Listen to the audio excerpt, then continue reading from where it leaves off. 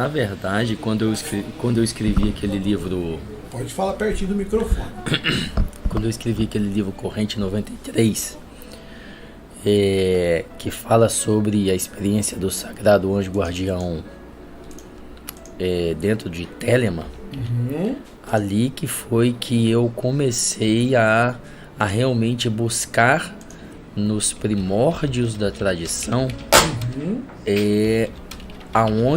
da onde que saiu o conceito moderno de Sagrado Anjo Guardião.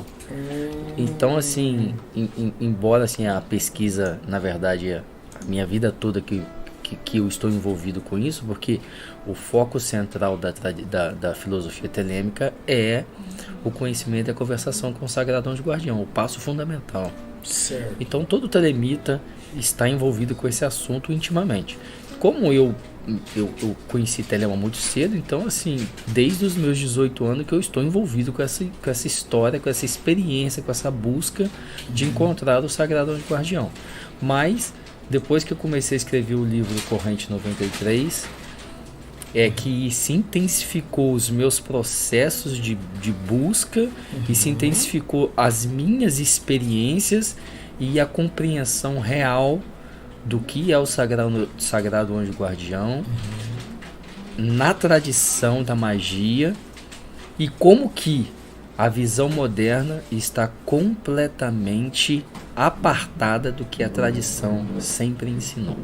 Tenha explorado de maneira pública, trazendo esse conhecimento. Certo. No entanto, é a tradição que efetivamente menos proporciona essa experiência. Até porque E esse conhecimento. até porque o Crowley, ele deixa muito claro que a experiência com o Sagrado Anjo Guardião é de fórum íntimo. Então ele não deixou escritos reais sobre o Sagrado Anjo Guardião, fora o Liber Samek, que é um ritual para se entrar em contato com o Sagrado Anjo Guardião, que na verdade não serve para isso. Ou seja, quem está praticando esse ritual, querendo entrar em contato com o Sagrado Anjo Guardião, vai se dar mal, porque não é a finalidade real do ritual. Então, Telema, embora popularize esse conhecimento, ela é muito fraca e muito vazia deste conhecimento.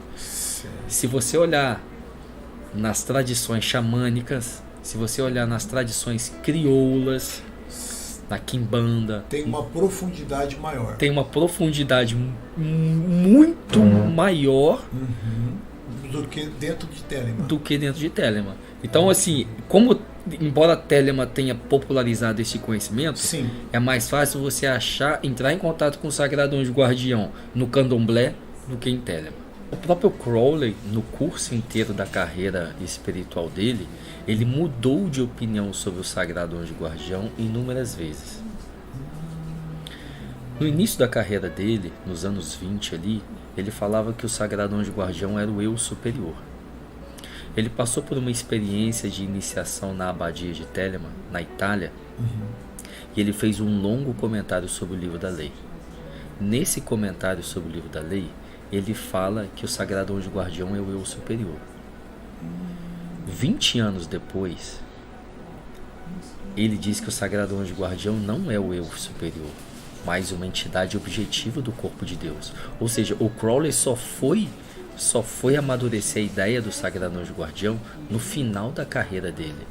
Aí foi quando ele teve uma compreensão. Uma compreensão maior. Só que o que acontece? A maioria dos telemitas não se baseiam nesta compreensão final, mas no da inicial. E esse documento que ele fez, desse comentário do livro da lei, depois, já no final da vida dele, ele fala que foi a maior quantidade de besteira que ele já escreveu na vida. Interessante. Ou seja, todo mundo se apega, a maioria das pessoas se apega a um escrito que ele mesmo no final da vida falou que não prestava. E os povos da antiguidade não acreditavam desse jeito. Tanto e acreditavam no Hades, acreditavam no submundo. E olha que interessante. O que os papiros mágicos greco-egípcios falam sobre o Paredos, né? Que é o espírito assistente, o Sagrado Anjo Guardião. Eles diziam o seguinte: aquele homem que encontra com o seu paredos, não faz do Hades a sua moradia após a morte. O livro de Abramelin é o livro de Abramelin, ele pode ser considerado um sumo, um extrato, um resumo de toda a doutrina antiga sobre o Sagrado Anjo Guardião. Porém, por causa da Idade Média, né, no período que estava vivendo, com uma tônica cristã. Entende?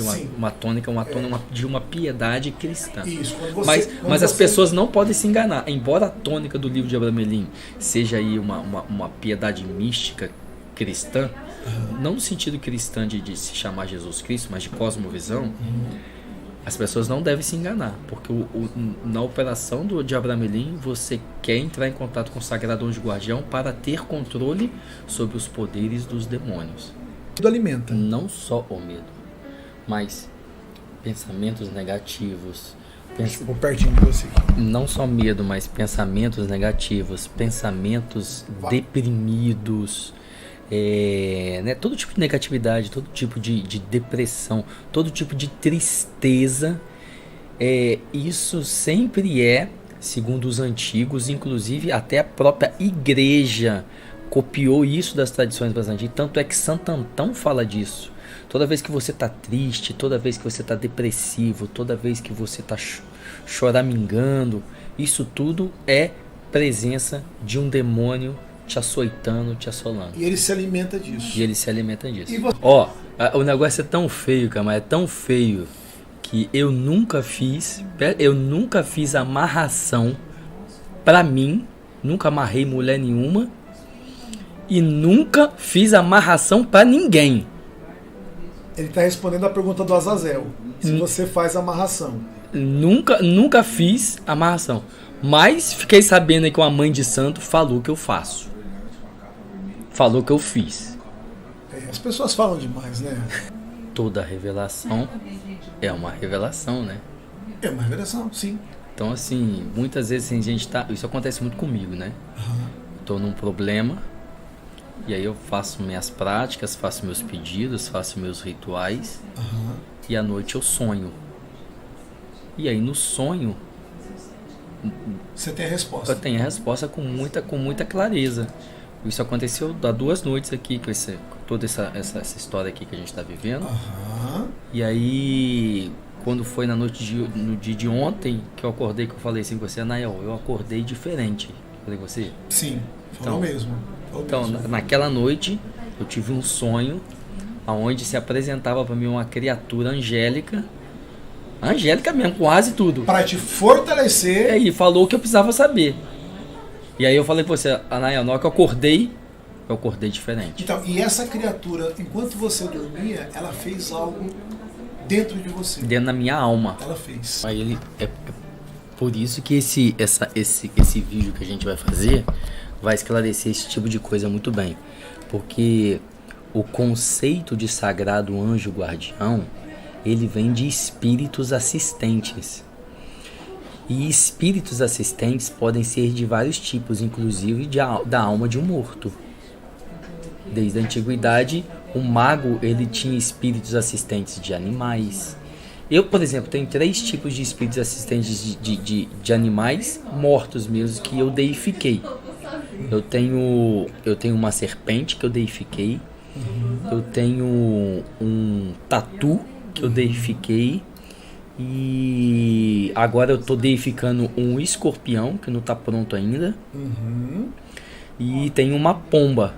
E cada um esses espíritos assistentes, eles têm uma função. Por exemplo, o espírito do tatu, o que ele faz? Ele não cava profundamente? Sim. Então o espírito do tatu, ele serve para purificações profundas na alma, de estratos, assim, de traumas, de bloqueios que estão profundamente assim soterrados nos escombros da consciência. Então, assim, assim como um xamã ele tem a sua própria medicina, um mago ele tem a sua própria magia, e tanto o xamã com a medicina dele, com o mago da magia dele, está baseado nos espíritos que acompanham ele, os espíritos assistentes. Certo. Então, o conceito a ideia de sagrado anjo guardião, ela vem da ideia de espírito assistente. No caso, o Emmanuel ali se encaixaria. A gente não pode falar que seria um sagrado anjo guardião, mas um espírito, Um espírito assistente. Um espírito assistente. Assim como André Luiz, tal. Principalmente um espírito assistente dessa egrégora. Dessa egrégora. Dessa egrégora. Conectado a essa egrégora espírita, que é uma egrégora conectada aos mortos, né? Aos mortos. Ao trabalho a caridade com os mortos. Exatamente. Então, assim, a gente pode falar, baseado nesse conhecimento, que os espíritas, eles trabalham somente com espíritos assistentes mortos. Então há essa comunicação ali com os mortos e esses mortos podem auxiliá-los. E nesse caso, a ideia de sagrado anjo guardião, ela é apropriada. Mas a gente não pode falar que aquele é o sagrado anjo guardião. Porque, na verdade, o protótipo do sagrado anjo guardião é o Agatodaimon grego, que é o daimon benfazejo, né? O daimon que não faz mal para nenhum ser humano. Esse que é o protótipo do sagrado anjo guardião. Então, quando um mago da antiguidade ia deificar um animal, ia se apropriar de um espírito assistente, ele chamava esse espírito de Agatodaimon, ou seja, um daimon benfazejo, um daimon bom. Certo. Por quê? Porque essa história, desde o início, a história dos pactos, dos compromissos com essas entidades, que os magos sempre fizeram, são principalmente com entidades conectadas ao ciclo evolutivo de consciência, ou seja, aqueles espíritos responsáveis pela iluminação espiritual daquela alma. É com esses espíritos que o mago faz compromisso, faz pactos para ele crescer espiritualmente. Aí desta ideia nasceu aí a ideia moderna de sagrado anjo guardião. Tá. Aí eu acho que depende da casa. Eu acho que depende da direção da casa, eu acho que depende da forma como a casa leva o trabalho. Assim, eu concordo com o Papi, né? Eu penso que a doutrina que mais ensina sobre os mortos e o trabalho com os mortos é o espiritismo. Ninguém fala melhor do que eles. Né? Então, assim, é uma obrigação do ocultista conhecer. Porque se você é ocultista, você gosta de magia. Pelo menos os ocultistas práticos, não os ocultistas de poltrona. E se você gosta de magia, você tem também que lidar com o espírito de morto. Então, para mim, eu acho que não tem lugar melhor para você aprender a lidar com o espírito de morto do que no espiritismo e na quimbanda. Certo. São os dois lugares que você mais aprende, pelo menos aqui na nossa realidade, né? No Brasil. Então, eu penso que é a obrigação de todo ocultista conhecer profundamente o espiritismo e conhecer profundamente a quimbanda, principalmente o ocultista prático, porque você tem que lidar com espíritos de mortos. Certo. Faz parte da magia você lidar com espíritos de mortos e não pode se fugir disso. É uma